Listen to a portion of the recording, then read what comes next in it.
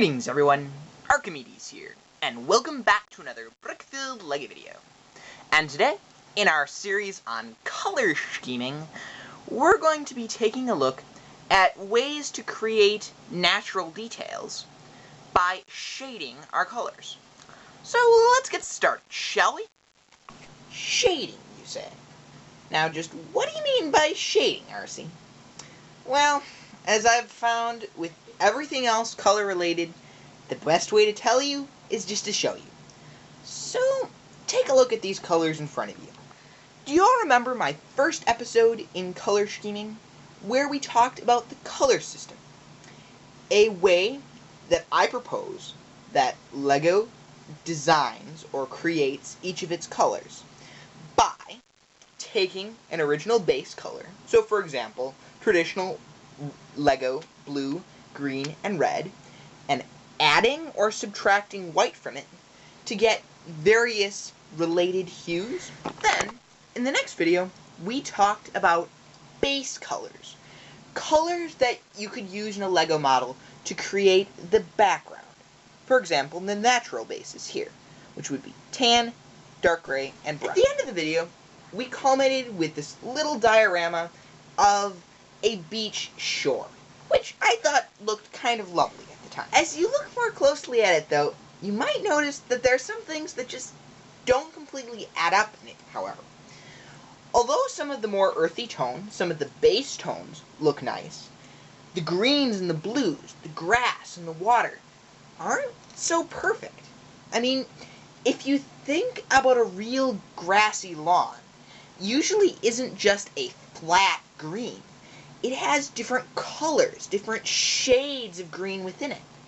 The same with water. For example, if you look at a lake, you might see closer to the shore a more lighter or greener water, where farther out it would be darker. Now let's look at another little assembly I made. This one, a little river. Once again, it suffers from the same flaws as the previous model.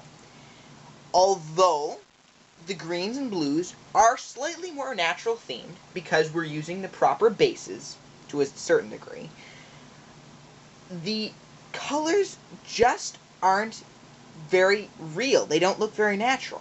It's because they're not shaded.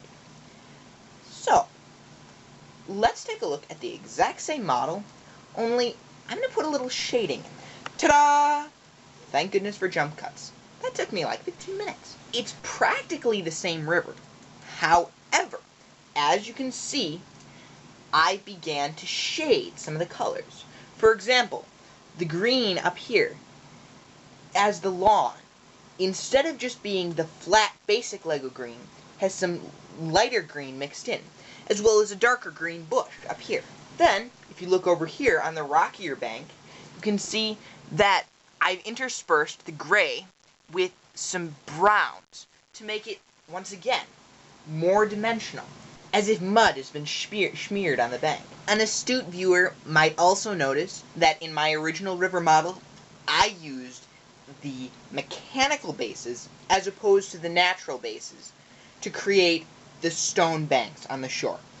Now, I partially did that because I think light gray can often be used as a stone, though not as effectively as dark gray.